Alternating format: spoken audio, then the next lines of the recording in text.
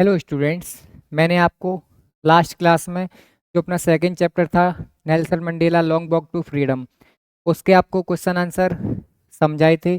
और पोएम जो अपनी बची हुई थी अ टाइगर इन द जू सेकंड चैप्टर की, वो मैं आपको इस सेशन में समझाऊंगा और आपको ध्यान से समझना है। आई होप आप लोग अच्छे से क्लास अटेंड कर रहे होंगे और इन्जॉय कर रहे होंगे अपनी इस जर्नी को। तो मैंने आपको जैसा कि पहले बताया है, सबसे पहले अपन को ये देखना होता है ये जो पोएम है अ टाइगर इन द जू, क्या नाम लिखा देख पा रहे होंगे, अ टाइगर इन द जू। सबसे पहला क्वेश्चन ये मैंने अब आपको फायर एंड आइस समझाई, डस्ट ऑफ स्नो समझाई। पहला क्वेश्चन यही रहता है कि ये जो पोएम है वो लिखी किसके द्वारा गई है। तो देखो आप लोग देख सकते हो ये पोएम किसके द्वारा लिखी गई है। आप कहोगे सर ये लिखी गई है लेस्ली नॉरिस द्वारा। किसके द्वारा लिखी गई है? लेस्ली नॉरिस द्वारा। आपको स्पेलिंग याद लिखनी रखनी है, LESLIENORRIS। लेस्ली नॉरिस ने लिखी है कौन सी poem? A tiger in the zoo, जिसको अपन पढ़ने जा रहे हैं। ओके, तो आपको क्या करना है, ध्यान से समझना है। 5 स्टेंजा दिए हैं इसमें, तो आपको ध्यान से समझना है। चलिए देखिए, इसमें बताया क्या जाता है। ये बताया जाता है पोएम जो पोएट हैं ये शो करना चाहते हैं कि जो टाइगर है, आप बताओ उसको रहना कहाँ चाहिए, किसी जू में रहना चाहिए या जंगल में रहना चाहिए? उसका नेचुरल हैबिटेट क्या है, यानी जो प्राकृतिक निवास उसका क्या है? जंगल में रहना चाहिए टाइगर्स को, या जो भी बिल्ड एनिमल्स हैं उनको कहाँ पे रहना चाहिए? जंगल में रहना चाहिए। आप कहोगे हाँ सर जंगल में रहना चाहिए, लेकिन इस पोएम में अभी वो कहाँ पे है? जंगल में है। और कभी यानी कि जो पोएट होते हैं वो ये कल्पना करेंगे कि अगर ये जंगल में होता तो इसको क्या करना चाहिए होता, और अभी ये कहाँ पे है? जू में, तो ये क्या एक्टिविटीज करता है। ओके, तो ये कॉन्ट्रास्ट चलेगा, टाइगर इन द जू, tiger in the forest. Okay, तो चलिए ध्यान से समझिए। तो this poem contrast a tiger in the जू with with the tiger in its natural habitat. तो देखो ये जो पोएम है वो कॉन्ट्रास्ट, ये विरोध करती है कि टाइगर देखो कहाँ पे है? जू में। और फिर देखो, और टाइगर होना कहाँ पे चाहिए? इन इट्स नेचुरल हैबिटेट, यानी कि उसको अपने प्राकृतिक निवास में होना चाहिए। इन दोनों आइडियाज के बीच में क्या करेगी? कॉन्ट्रास्ट करेगी ये पोएम। तो ध्यान से देखिए, तो the poem moves from zoo to the jungle and back again to the zoo. तो देखो ये जो पोएम जाती है वो कहाँ से? देखो मूव करती है जू से, और कहाँ जाती है? जंगल, एंड बैक, और फिर वापस आ जाती है जंगल से कहाँ पे? जू में। तो देखो अपन इसमें यही बात करेंगे कि एक जो टाइगर टाइगर सेम ही है, यानी एक ही टाइगर के बारे में बताएगा। अगर वो टाइगर यहाँ पे जू में है तो उसकी एक्टिविटीज क्या होती हैं, ठीक है, वो कैसे रहता है। और फिर पोएट जो है वो ये इमेजिन करेंगे कि अगर ये जो जंगल में होता, पोएट सॉरी पोएट नहीं, टाइगर जंगल में होता तो वो क्या एक्टिविटीज करता। ओके, तो देखिए, तो रीड द पोएम साइलेंटली बंस। तो एक बार आपको क्या करनी है? साइलेंटली चुपचाप से ये पढ़नी है poem. And say which stanza speak about the tiger in the zoo. तो देखो और आपको ये बताना है कि जो कौन सा स्टेंजा अपन को ये बताता है कि जो टाइगर है वो कहाँ पे है? जू में, यानी चिड़ियाघर में। And which ones speak about the tiger in the jungle, और कौन सा स्टेंजा हमें ये बताता है कि जो टाइगर है वो जंगल में है। तो देखिए अपन इस पोएम को समझते हैं, और पहला स्टेंजा मैं आपको समझाता हूँ और आपको ध्यान से समझनी है। तो चलिए देखिए, ही स्टॉक्स, पहले ये जो मीनिंग्स है मैं आपको लिखवा देता हूँ। स्टॉक्स का मतलब होगा वॉक, स्टॉक्स का मतलब क्या हो जाएगा? बॉक्स। ओके, और विविड स्ट्राइप्स का मतलब हो जाता है ब्राइट स्ट्राइप्स। विविड स्ट्राइप्स का मतलब क्या हो जाएगा students? Bright stripes, bright stripes. अब देखो ध्यान से सुनो, ब्राइट स्ट्राइप्स का मतलब क्या है?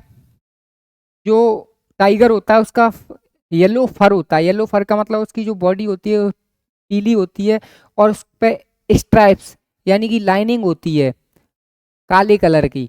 और वो जब आपको जब आप देखोगे तो वो दूर से चमकता है। रात में देखोगे तो जो टाइगर होता है वो दूर से चमकता है कि ये टाइगर जा रहा है, क्योंकि और वो पहचाने कैसी कि उसकी बॉडी पर क्या होगी, लाइनिंग होगी। तो इसका मतलब, तो he stalks in his vivid stripes, तो वो है चलता है अपनी चमकीली लाइनिंग के साथ। द फ्यू मतलब ना के बराबर, द फ्यू का मतलब ना के बराबर। तो the few steps of his cage, cage का मतलब होता है पिंजरा। तो अभी वो पिंजरे में बंद है बेटा, कहाँ पे बंद है, पिंजरे में। तो वो उतने ही ना के बराबर कदम रख पाता है या उतना ही चल पाता है जितना बड़ा उसका क्या है, पिंजरा। तो देखिए आगे, on pads of velvet quite, तो उसके जो पॉज होते हैं, पंजे होते हैं, वो वेलवेट का मतलब होता है मखमल, मखमल की तरह मुलायम होते हैं, उन पे वो चलता है। इन इज क्वाइट रेज, और क्वाइट रेज का मतलब देखो, क्वाइट का मतलब होता है शांत और रेज का मतलब होता है गुस्सा। तो देखो वह शांत भी है और गुस्से में भी है। तो देखो इसका मतलब क्या हो जाएगा, इन इज क्वाइट रेज। अभी देखो वह गुस्सा भी और शांत भी है, लेकिन अभी वो कहाँ पे, सलाखों में बंद है, यानी कि अगर चिड़ियाघर में बंद है या अपन बोले तो जू में बंद है। और अगर वो चिल्लाए भी, दहाड़े या किसी को शिकार करने के लिए वो दौड़ नहीं सकता, तो वो करे क्या, इस वजह से वो क्वाइट रेज है। और आपसे अगर पेपर में पूछा जाए तो इसमें फिगर्स ऑफ स्पीच क्या हो जाएगा, तो आप लोग बोल दोगे ऑक्सीमोरन होगा। क्या होगा, ऑक्सीमोरन होगा। ऑक्सीमोरन का मतलब, अगर टू कॉन्ट्रास्टिंग आइडियाज एक साथ रखे जाते हैं तो उसको क्या बोलेंगे स्टूडेंट्स, ऑक्सीमोरन बोलेंगे। ओके, अगर आपसे पूछा जाता है फिगर्स ऑफ स्पीच कौन सा यूज किया गया है क्वाइट रेज में, तो ऑक्सीमोरन। ओके, चलिए आगे देखते हैं सेकंड स्टेंजा। तो he should be lurking, lurking का मतलब क्या होता है आप लोगों को ये समझना है। तो देखिए लर्किंग का मतलब क्या होगा, waiting for a prey, waiting for a prey. तो he should be lurking in shadow, shadow का मतलब होता है उसको किसी छाया या परछाई में वेट करना चाहिए या छिपकर बैठना चाहिए, गाय के लिए, अपने शिकार के लिए। स्लाइडिंग थ्रो लॉन्ग ग्रासेज, और लंबे लंबे बड़े बड़े घास होते हैं उनसे गुजरना चाहिए, क्योंकि जंगलों में जाते हो तो बहुत बड़े बड़े घास होते हैं, उनसे गुजरना चाहिए किसको, इस टाइगर को। तो near the water hole, near the water hole का मतलब जहां पानी की व्यवस्था हो जाए, कोई तालाब हो, कोई झील वगैरह हो, उसके पास बैठना चाहिए। Where the plump deer pass, plump deer का मतलब होगा, प्लम का मतलब मैं यहाँ पे लिख देता हूँ fat and fleshy, fat and fleshy. Okay, तो प्लम्प डियर का मतलब क्या हो जाएगा, फैट एंड फ्लैसी। तो उसको क्या करना चाहिए, घात लगाकर बैठना चाहिए छिपके, और कहाँ, और या फिर क्या करना चाहिए, स्लाइडिंग थ्रू लॉन्ग ग्रासेज, यानी कि बड़े बड़े घासों से उसको गुजरना चाहिए। नियर द वाटर होल, और कहाँ पे, वाटर होल, जहाँ पे पानी पीने का कुछ जलाशय वगैरह हो, जैसे तालाब है, झील वगैरह है। और भेयर द प्लम्प डियर पास, जहां से क्या गुजरता है, फैट एंड, मोटा ताजा या मांस वाला हिरण गुजरता है और उसको क्या करते, शिकार कर ले। ओके, तो ये था अपना सेकंड स्टेंजा। थर्ड स्टेंजा पे समझते हैं। तो he should B snarling, snarling का मतलब होता है ग्राउलिंग, स्नार्लिंग का मतलब क्या होगा, growling. Okay, he should B snarling around houses, तो उसको क्या करना चाहिए, घरों के आसपास जाके, यानी जंगल के बॉर्डर पे जाके, जहाँ कोई नजदीकी गांव वहां जाके स्नार्लिंग घुर्राना चाहिए। और एट द जंगल से, यानी कि जंगल के बॉर्डर पे जाके, और बियरिंग हिज वाइट फैंग्स, अपने सफेद दांत दिखाए, हिज क्लॉज, और अपने पंजे दिखाए, और टेरराइजिंग द ब्लेज, और यानी ब्लेजर्स, यानी जो गांव में रहने वाले होते हैं उनको डराए।